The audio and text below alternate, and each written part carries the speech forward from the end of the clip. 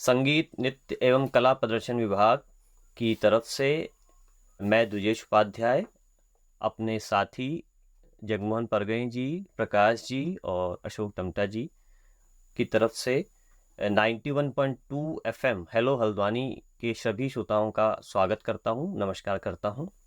आज हमारा संगीत विभाग कुछ बहुत ही इंट्रोडक्टरी सूचनाएं हैं और बहुत ही आधारभूत जो सूचनाएं हैं संगीत को लेकर, उन पर हम चर्चा करेंगे। साथ ही जो हमारे श्रोता हैं मुख्यतः जो संगीत से यहाँ से स्नातक व स्नातकोत्तर स्तर के पाठ्यक्रम में पंजीकृत है, उनके लिए बहुत ही महत्वपूर्ण सूचनाएं हम लोग आपस में चर्चा के दौरान ये सारी सूचनाओं को हम शेयर करेंगे अपने विद्यार्थियों के साथ। मैं सभी का स्वागत करता हूं और आज हम जो इस विषय पर चर्चा करने जा रहे हैं वो है संगीत के जो आधारभूत जो तत्व माने गए हैं, विद्वानों ने जो तत्व बताए हैं वो है स्वर और लय। क्यों प्रकाश जी? जी बिल्कुल सर। ये महत्वपूर्ण तत्व इसलिए हैं क्योंकि जब भी हम संगीत और जितने भी हम जहाँ चर्चा कर रहे हैं वह जो है मुख्यतः भारतीय संगीत और भारतीय परंपराओं, भारतीय संस्कृति पर आधारित जितनी भी विद्वानों ने बताया है और जो सर्वमान्य चीज़ें हैं उनको लेकर हम आपके सामने प्रस्तुत हुए हैं। मैं ये जानना चाहूँगा जो हमारे साथी हैं प्रकाश जी और जगमोहन जी और अशोक जी कि जो हम चर्चा कर रहे हैं इसमें सबसे इम्पोर्टेंट जो चीज़ें हैं स्वर और लय, उस पे मैं सर्वप्रथम ये स्वर को लेकर जानना चाहूँगा कि जो हमारे विद्यार्थी हैं वो जब हम एकदम शुरुआती दौर पे आते हैं तो हम उनको किस तरीके से समझाते हैं कि स्वर क्या है।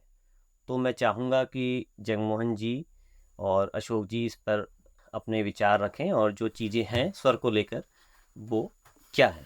भारतीय शास्त्रीय संगीत में जो है 7 स्वर शुद्ध स्वर माने गए हैं, जिसमें से 4 कोमल और एक तीव्र स्वर, टोटल 12 स्वर हुए हैं। तो स्वरों की उत्पत्ति मानी गई है। उनको प्राचीन काल में इनमें सबसे पहले इनको को षडज बोला गया है, ऋषभ बोला गया है, गंधार बोला गया है, मध्यम बोला गया है, पंचम, धैवत और निषाद बोला गया है। सभी स्वरों का एक अपना मुख्य स्थान है और सभी का अपना अपना एक अलग चलन है, जिनमें से कुछ स्वर चलन के रूप में माने जाते हैं, कुछ अचल स्वर के रूप में माने जाते हैं। जैसे षडज जो स्वर है ये अचल स्वर के रूप में है। बाकी स्वर हम नीचे ऊपर खिसकाए जाते हैं, जैसे मंद्र सप्तक, मध्य सप्तक और तार सप्तक के कुछ स्वर होते हैं, उनकी अपनी एक अलग पहचान होती है। और मंद्र सप्तक के जो स्वरों की पहचान होती है उसके नीचे से एक छोटा सा बिंदा यानी कि पॉइंट सा होता है। तार सप्तक के स्वरों के ऊपर से एक पॉइंट सा होता है और मध्य सप्तक के स्वरों की कोई ऐसी पहचान नहीं होती है, जिसको गाने में मतलब एक सरलता पूर्वक उसका अभ्यास किया जाता है। तो जैसे आपने स्वर के बारे में बताया कि अचल स्वर हैं हमारे षडज और पंचम, लेकिन मतलब हम लोग अपने विद्यार्थियों की वजह से चर्चा कर रहे हैं इस विषय को लेकर, तो कुछ चीज़ें हमको ये भी देखनी पड़ेंगी कि स्वर से पहले हम किस चीज़ को देखते हैं और उससे पहले क्या चीज़ आती है जो उसका बेस है, उस पर भी थोड़ी हम चर्चा करें। क्यों प्रकाश जी की जैसे जी नाद है, नाद के बारे में ये कहा गया है कि संगीत में जो ध्वनि प्रयोग में लाई जाती है वो नाद है। जबकि ध्वनियाँ तो इस संसार में, इस ब्रह्मांड में बहुत सी ध्वनियाँ हैं, लेकिन कुछ ध्वनियाँ ऐसी होती हैं जिनकी फ्रीक्वेंसी बिल्कुल बराबर चलती है और विद्वानों ने बताया है कि कुछ इस तरीके से कि जिनकी फ्रीक्वेंसी एकदम बराबर चले और वो बहुत विचलित ना हो, वो जो रिजोनेंस पैदा कर रही है, जो फ्रीक्वेंसी उसकी है वो कहीं डिस्टर्ब नहीं हो रही, उसमें बहुत से फ्लक्चुएशंस नहीं हैं, जो चीज़ें उसकी हैं, जो उसका ऊपर और नीचे जो जाने की जो फ्रीक्वेंसी जो हम देखते हैं उसको, वो एक प्रॉपर बैलेंस वे में जा रही है। तो वो जो ध्वनि है वो आपकी नाद की श्रेणी में आती है। और जब हम नाद की बात करते हैं तो नाद में भी मुख्यतः उसके 2 प्रकार बताए गए हैं विद्वानों ने कि एक आहत होता है, एक अनाहत होता है। इस पे मैं चाहूँगा कि प्रकाश जी कुछ चर्चा करें और कुछ प्रकाश डालें कि जो आहत नाद और अनाहत नाद की बात जो मैं कहना चाह रहा हूँ कि जैसे जो आहत नाद होता है कि जब हम कोई चीज़ से हम स्ट्राइक करके या हम दो कुछ चीज़ों को एक साथ दो चीज़ों को एक साथ रगड़ के या किसी भी तरीके से अगर हम कोई प्रयोग करते हैं तो वो आहत यानी कि हमने उसको स्ट्राइक किया है कुछ, तो वो आत्मनाद के अंतर्गत आता है। और अनाहत नाद के अंदर विद्वानों ने ये बताया है कि जो ऋषि मुनि साधना करते हैं और वो ध्यान में होता है तो एक हमें ध्वनि सुनाई देती है जो मानव जन्य जो हम जो चीज़ें कह रहे हैं आहत के अंतर्गत आती हैं कि मानव ने किसी भी प्रकार से या किसी तरीके से वो चीज़ टकराई या स्ट्राइक हुई तो उससे जो ध्वनि पैदा हो रही है। लेकिन जो अनाहत है उसके अंदर कोई भी ऐसा स्ट्राइक नहीं होती है, वह स्वयंभू है और स्वयं उत्पत्ति होती है उस नाद की, तो वो अनाहत है। वो मेनली जो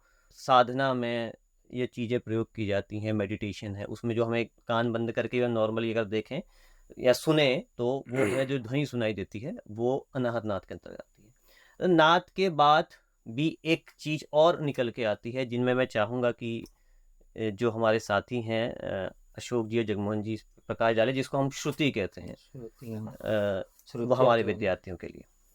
श्रुतियाँ हमारी जो 22 श्रुतियाँ मानी गई हैं, और श्रुति के अंतर्गत ये चीजें कही गई हैं कि जो सुनाई दे वह श्रुति है, लेकिन जो ध्वनि है वो सुनाई देती है, लेकिन वो जो ध्वनियाँ हैं जो नाद है उनमें से भी जो संगीतोपयोगी जो ध्वनियाँ हैं जो ली जा सकती हैं और जो एक एग्जैक्ट वही फ्रीक्वेंसी वाली बात तो है ही है, साथ में जो संगीत के लिए उपयोगी है जो और संगीत में जो चीज़ें विद्वानों ने देखी हैं कि ये ध्वनियाँ ली जा सकती हैं, ये संगीतोपयोगी हैं और वो इस तरीके से सुनाई दे प्रॉपर, जो हमारे हम जैसे अपने कान से उसको प्रॉपर वे में सुनाई दे, वही श्रुति कहलाती है। क्यों अशोक जी, यही बात कही गई है? बिल्कुल कानों को सुनाई दे उसे हम श्रुति का तात्पर्य ही सुनने से है।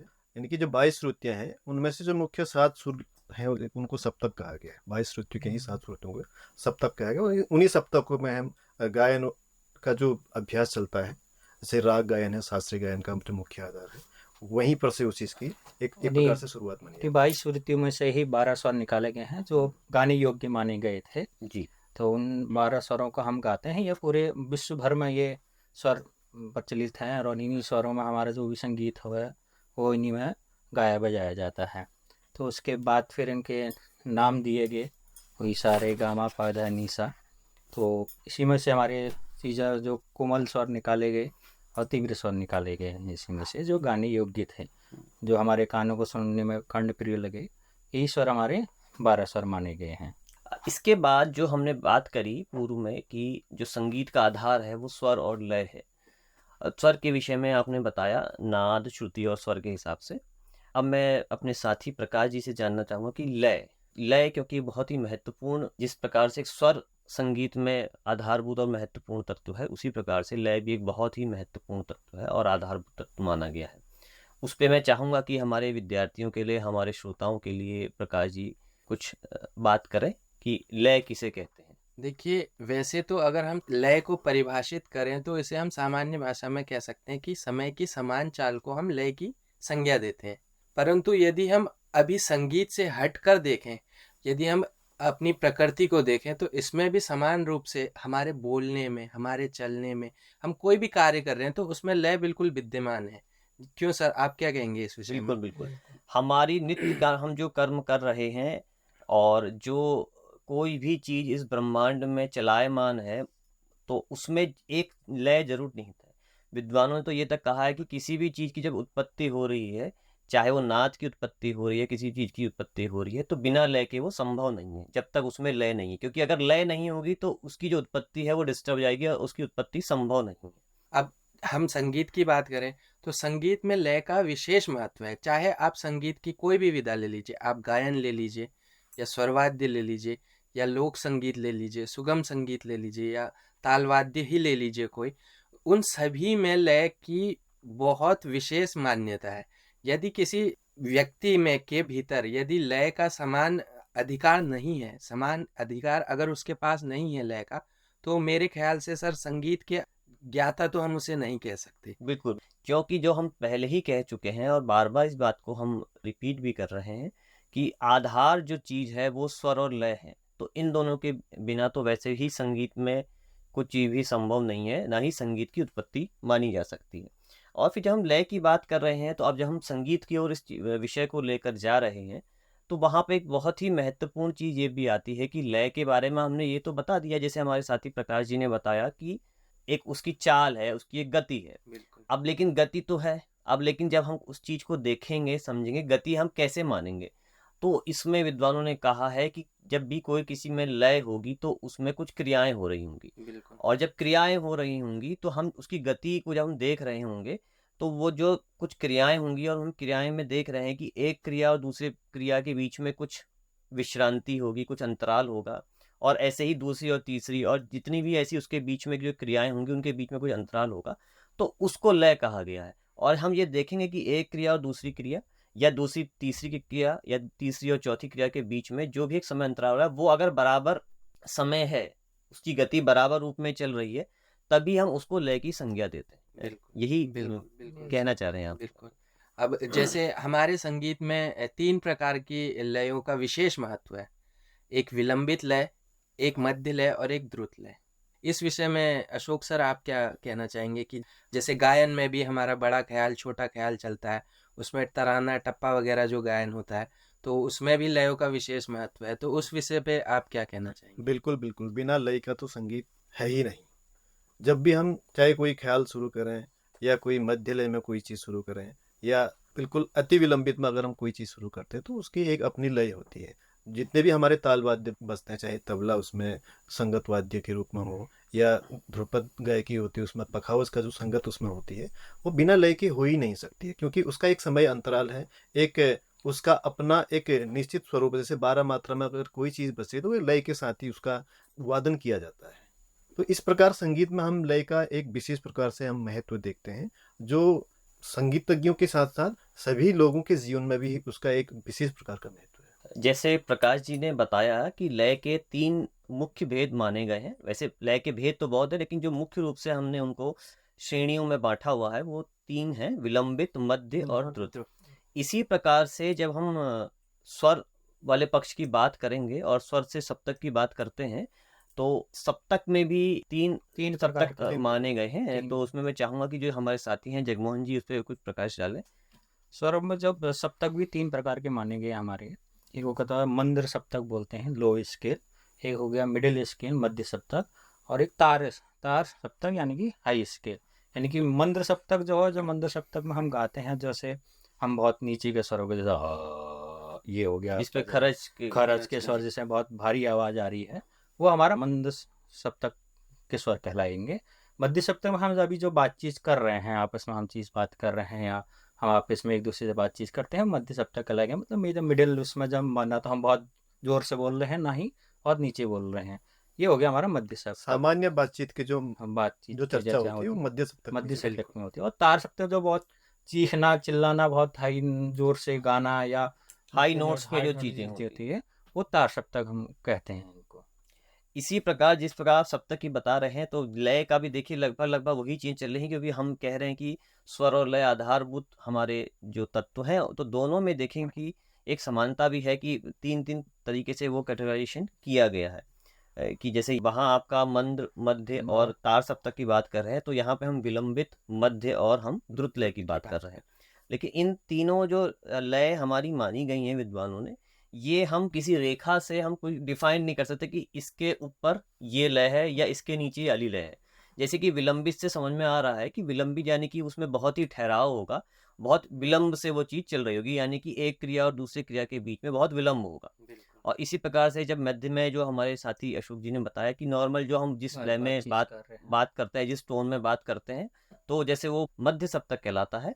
तो वैसे ही मध्य जो लय होती है कि जो सामान्य रूप से हमारी क्रिया करने की जो गति होती है, कोई भी क्रिया हम कर रहे हैं, हम तबला बजा रहे हैं, हम गायन कर रहे हैं, एक जो हम नॉर्मल स्पीड में कर रहे होते हैं, तो वहाँ पे वो मध्य लय कहलाती है। और वो जब द्रुत की बात करते हैं तो वो द्रुत यानी कि तेज से मतलब है।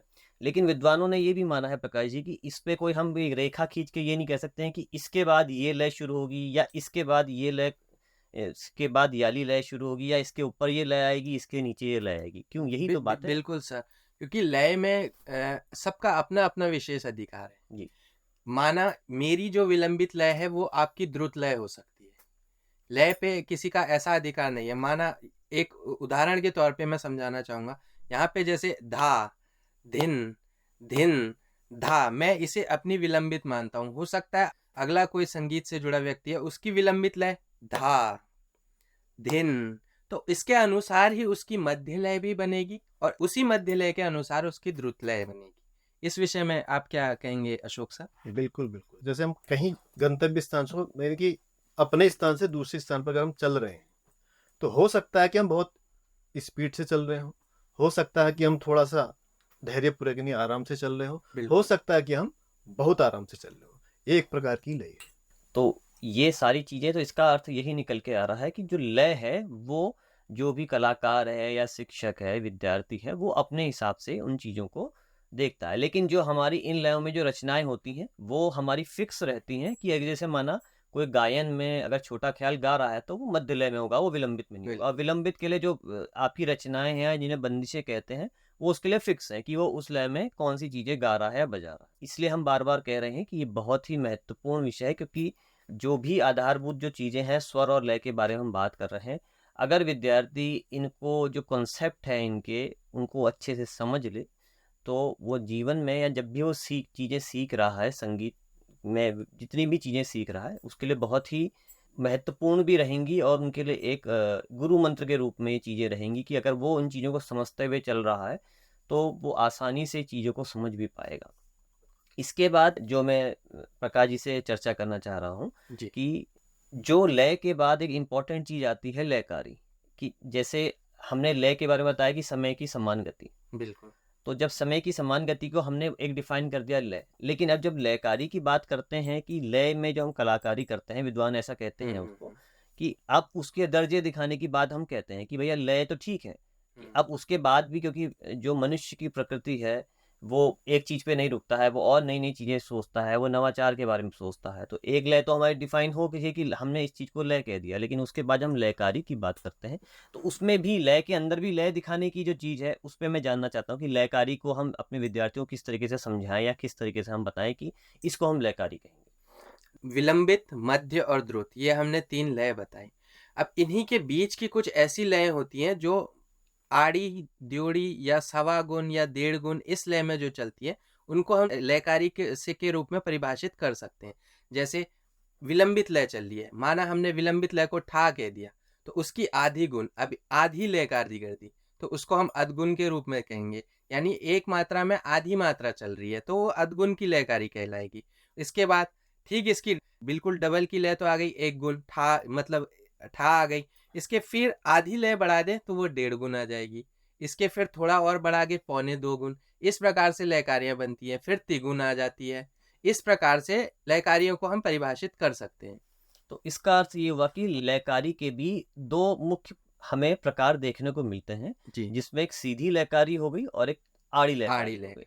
सीधी लयकारी का मतलब हम अपने विद्यार्थियों को बताना चाह रहे हैं कि अगर एक मात्रा में पूरी 1 मात्रा, 2 मात्रा, 3 मात्रा हो तो वो सीधी लयकारी। सीधी लय। और वहीं पर ही अगर उसमें एक मात्रा में 1.5 मात्रा, 1 मात्रा में सवा मात्रा, 1 मात्रा में पौन मात्रा, अगर इस तरह की चीजें चल रही हैं तो वो आड़ी लयकारी के अंतर्गत आएगा। बिल्कुल। मैं अपने साथी जो हमारे गायन के शिक्षक हैं जगमोहन जी और अशोक जी से पूछना चाहूंगा कि जो लयकारियों की बात हम कह रहे हैं, गायन में उसका किस तरीके से हम प्रयोग देखने को मिलता है। बिल्कुल बिल्कुल, जो चीजें वादन में चलती हैं वही चीजें गायन में भी हैं। जैसे ध्रुपद में 2 गुण, 3 गुण, 6 गुण, 8 गुण की लयकारें चलती हैं।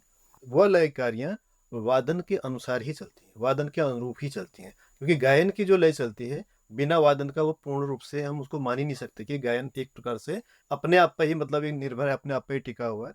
क्योंकि गायन ऐसी एक विधा है जो बिना तबले की संगत से या बिना पखाउज के संगत से पूर्ण नहीं हो सकता है। इसी प्रकार से कथक नृत्य की अगर हम बात करें, नृत्य में भी लय का एक अपना महत्व है। उसमें भी सारी चीजें विधाओं का अपना अलग महत्व है, उसमें भी लयकारियों का विशेष महत्व है। जिस प्रकार से तबले में हम लयकारी करते हैं उसमें भी हम गायन में भी, अब शास्त्रीय संगीत में खासकर उसमें लयकारें हम करते हैं। लोक संगीत में और फिल्म संगीत में उतनी लयकारियों का यूज नहीं होता है, वहाँ केवल ताल का प्रयोग किया जाता है। उसमें अलग अलग ताल के अलग अलग लय प्रकार बजते हैं। लेकिन शास्त्रीय संगीत में क्या है कि शास्त्रीय संगीत में उसमें भी ध्रुपद, बिल्कुल ध्रुपद में ही हम लयकारियों का प्रयोग करते हैं। ख्याल गायकी में हम कम प्रयोग करते हैं। ख्याल गायकी में एक प्रकार से कलाकारी करते हैं। कलाकार जैसे हाँ, वो तानों जो के उसमें माध्यम से। तानों में देखने को तानों मिलता में है कि जैसे आपकी कुछ मुखड़े में आप मात्रा की तिहाइयाँ आ गई हैं, आलाप कोई के माध्यम हाँ से आ आप गया इसे- है। तिहाइयों का खासकर ख्याल गायन गाने में उतना ज़्यादा महत्व नहीं है। ध्रुपद गायन में लयकारी का बहुत प्रयोग किया जाता है। ये ख्याल गायन शैली के साथ कम प्रयोग किया जाता है लयकारी कुछ का। मात्रा मतलब जो ध्रुपद के जो मुकाबले अगर हम कंपैरिजन करें तो इसमें कम है, लेकिन जैसे कुछ स्थानों में जैसे आप बता रहे हैं या तिहाइयों में कुछ इस तरीके से हाँ। कि हम उसको सम पे लाने के लिए अगर तिहाई का प्रयोग कर रहे हैं तो विभिन्न तिहाइयां दिखाने के लिए या तानों में कुछ विभिन्नता दिखाने के लिए वो हम लयकारी के साथ लयकारियों का प्रयोग करते हैं। बिल्कुल लयकारी के साथ कलाकारी का हम उसमें हाँ जी। प्रयोग करते हैं। प्रयोग किया जाता है उसमें। तो इस पर हमने जो चर्चा करी आज बहुत ही महत्वपूर्ण चर्चा रही है। जो विद्यार्थी हैं हमारे मुख्यतः जो श्रोता हैं और वो भी जो संगीत से संबंधित हैं, बहुत ही महत्वपूर्ण विषय पर हम लोगों ने चर्चा करी स्वर और लय के लेकर। बहुत बहुत धन्यवाद है श्रोताओं का कि आपने हमें सुना। अगले कार्यक्रम में अगले एपिसोड में हम लोग कुछ संगीत की नई बातों को लेकर आपके सामने फिर से उपस्थित होंगे। तब तक के लिए नमस्कार।